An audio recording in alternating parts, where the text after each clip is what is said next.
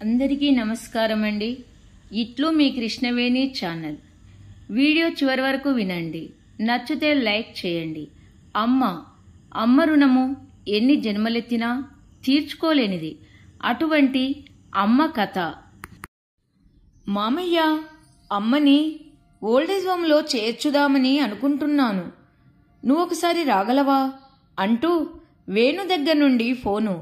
ఎందుకు ఏమిటి అని అడిగేలోపే ఫోన్ పెట్టేశాడు వాడు. ఇప్పుడు రేవతిని వృద్ధాశ్రమంలో చేర్చాల్సిన అవసరం ఏమొచ్చింది వాడికి అని ఆలోచనలో పడ్డాను. గతము గుర్తుకొచ్చింది. వేణు తల్లి లక్ష్మి నాకు తోడబుట్టిన అక్క. బావ ప్రసాదరావు చాలా మంచివాడు. మా అమ్మా నాన్నలు పల్లెటూళ్ళలో ఉండటం వల్ల నేను అక్క వాళ్ళింట్లో ఉండి చదువుకునేవాణ్ణి. డెలివరీ టైంలో డాక్టర్ల నిర్లక్ష్యం వల్ల మా అక్క చనిపోయింది. అప్పటికి వేణు 5 రోజుల పిల్లాడు. బంధువులందరూ బలవంత పెట్టగా బాబు కోసం బావ రేవతిని పెళ్లి చేసుకున్నాడు. రేవతి ప్రసాదరావుకి దూరపు బంధువుల అమ్మాయి. తల్లి తండ్రి లేరు. మేనమామ పెంచాడు. రేవతి నెమ్మదస్తురాలు. 10వ తరగతి వరకు చదువుకుంది. బావ రెండో పెళ్లి చేసుకునేసరికి నేనెక్కడుండాలి అన్న ఆలోచనలో పడ్డాను. నేను నచ్చిన అమ్మాయికి నేను ఇక్కడ ఉండటం ఇష్టం ఉంటుందో లేదో, వెళ్ళిపోతే బావ ఏమనుకుంటాడో అని సందిగ్ధంలో పడిపోయాను. రేవతి వచ్చిన వారం రోజులకి నా గదిలో బుక్స్ సర్దుకుంటున్నాను. అన్నయ్య అని వినిపించింది. తలెత్తాను. ఎదురుగా రేవతి. మొహమాటంగా లేచి నిల్చున్నాను. అన్నయ్య, మీరేమీ అనుకోకపోతే ఒక మాట చెబుతాను. మీరు ఇక్కడే ఉండి చదువుకుంటున్నారని మీ బావగారు చెప్పారు. నేను వచ్చినందువల్ల మీరు ఇబ్బందిగా ఫీల్ అవుతున్నారని, వేరేగా వెళ్ళిపోవాలని అనుకుంటున్నారని కూడా చెప్పారు. అన్నయ్య, మీరు వెళ్ళిపోవద్దు. నేను కూడా మీ చెల్లెలినే. మీ చదువు అయిపోయే వరకు మీరు ఇక్కడే ఉండాలి. మీకు నా పట్ల ఇలాంటి అభిప్రాయం రావటానికి నేనేమైనా తప్పుగా ప్రవర్తించి ఉంటే క్షమించండి. అంతేకాని మీరు వెళ్ళొద్దన్నయ్యా, ప్లీజ్ అంది తడిసిన కళ్ళతో చేతులు జోడిస్తూ. ఇంత మంచి అమ్మాయిని అపార్థం చేసుకున్నందుకు నన్ను నేనే తిట్టుకున్నాను. అబ్బే, అదేం లేదమ్మా. నువ్వు ఇంతగా చెప్పాక కూడా వెళ్ళితే నేను మనిషినే కానమ్మా.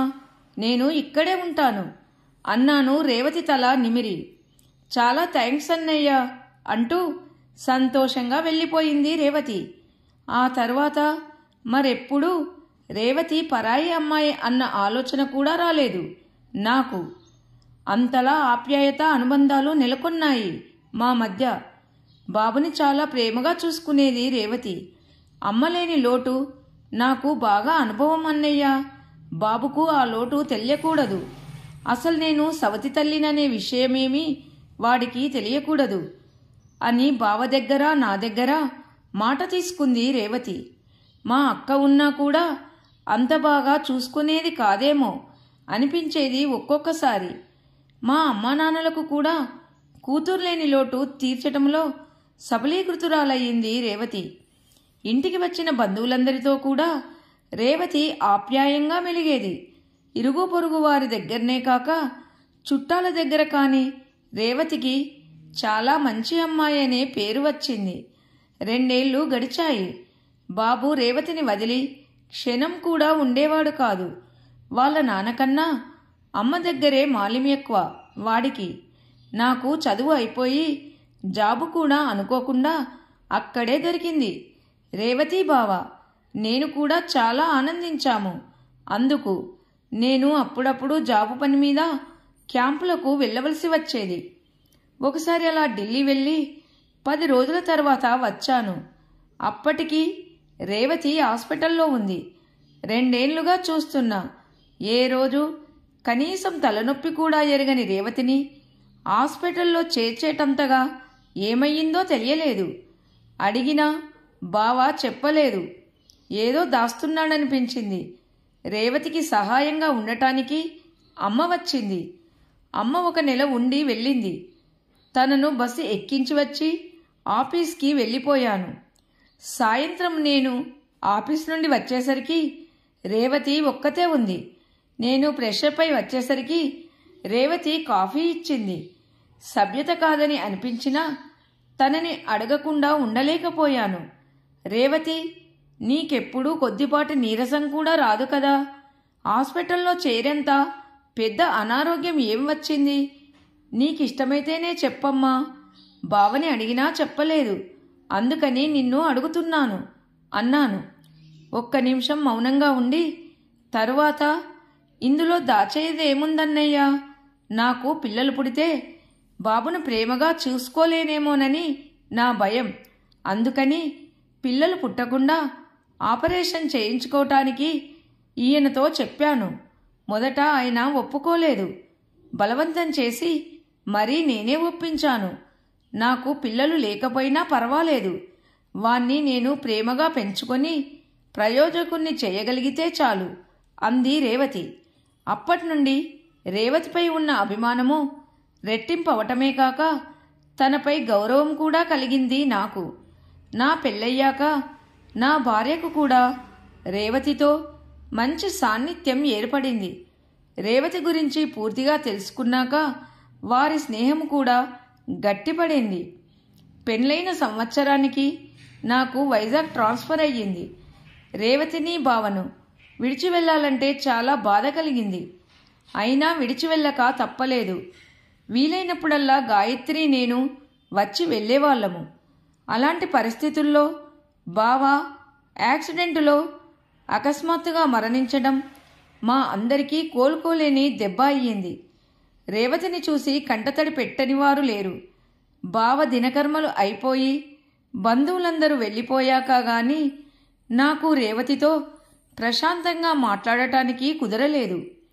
ఆమెకు ధైర్యం చెప్పి మళ్ళీ మామూలు మనిషిగా తిరగగలిగేలా చేయాల్సిన బాధ్యత నాదే. అందుకే రేవతిని పిలిచి, చూడమ్మా, నీకు జరిగిన అన్యాయము ఎవరూ తీర్చలేనిది. నువ్వు బాబు కోసమైనా ఈ బాధ నుండి బయటపడాలి అంటూ నాకు తోచిన విధాలుగా రేవతిని ఓదార్చాను. 2 రోజుల తర్వాత నేను గాయత్రి వైజాగు వచ్చేశాము. అమ్మా నాన్నలను తనకు తోడుగా అక్కడే ఉండమన్నాను. నేను నెలకొకసారి వెళ్ళి వాళ్లను చూసి వచ్చేవాణ్ణి. బాబును స్కూల్లో చేయించేశాము. వాణ్ణి స్కూల్కు పంపటం, లంచ్ తీసుకెళ్లటం, స్కూల్ నుండి తేవటం, ఈ పనుల వలన రేవతికి నలుగురిలోకి రావటం కాస్త అలవాటై చిన్న చిన్నగా బాబపోయిన దుఃఖంలో నుంచి కోలుకోసాగింది. వేణు ఫస్ట్ క్లాస్ వచ్చేసరికి మాకు 2 పిల్లలు పుట్టారు. ఉద్యోగంలో ప్రమోషన్ రావటంతో అక్కడ కూడా బాధ్యతలు ఎక్కువయ్యాయి. అయినా వీలు చూసుకొని గాయత్రి నేను రేవతిని చూసి వచ్చేవాళ్ళము. రేవతి కూడా ఊరికే ఉండకుండా టైలరింగ్ చేసేది, నేర్పేది. నీకెందుకమ్మా ఈ శ్రమ, ఆస్తి ఉంది కదా అంటే నాకు బోరు కొట్టకుండా ఉంటుంది కదా అన్నయ్య అనేది. తను అలా ఏదో ఒక వ్యాపకంలో ఉంటే తనకు మనసు ప్రశాంతంగా ఉంటుంది అనిపించి ఊరుకున్నాము.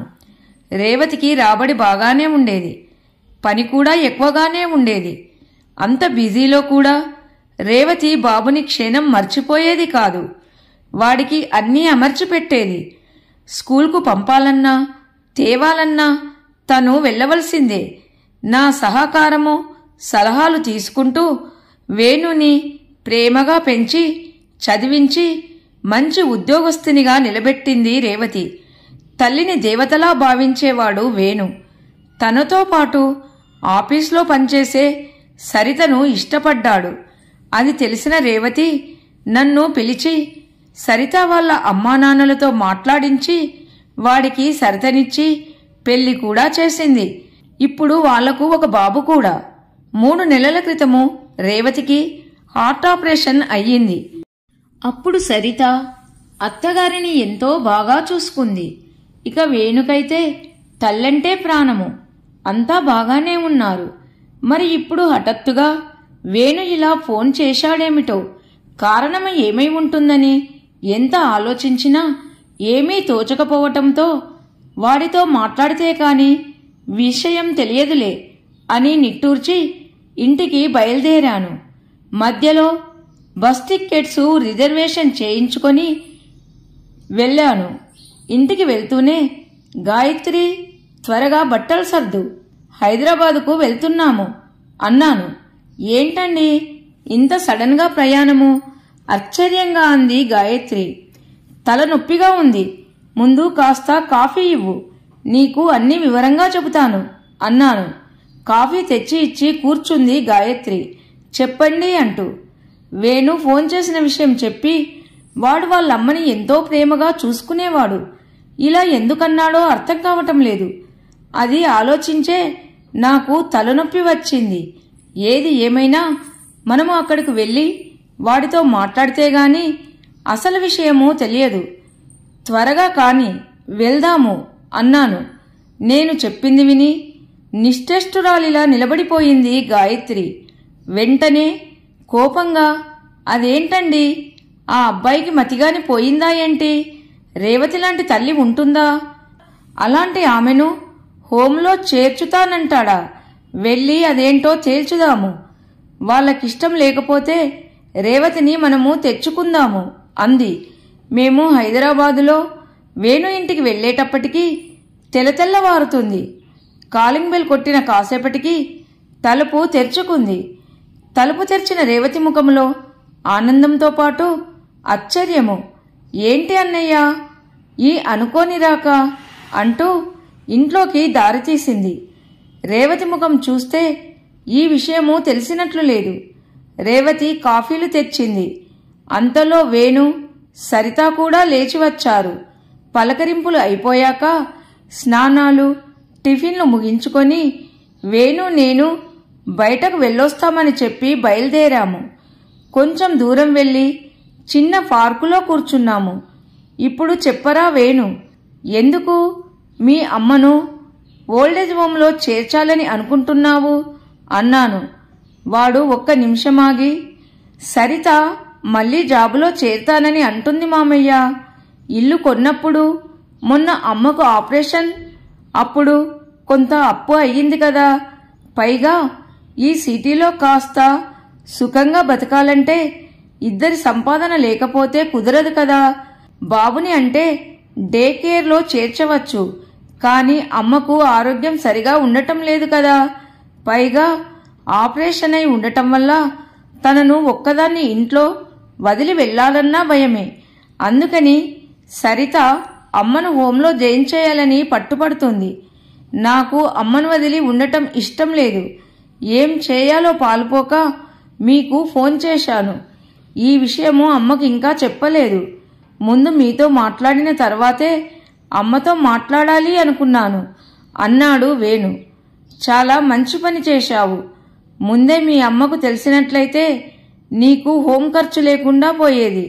ఎందుకంటే ఈ విషయం విన్న వెంటనే గుండె ఆగి చనిపోయేది అన్నాడు.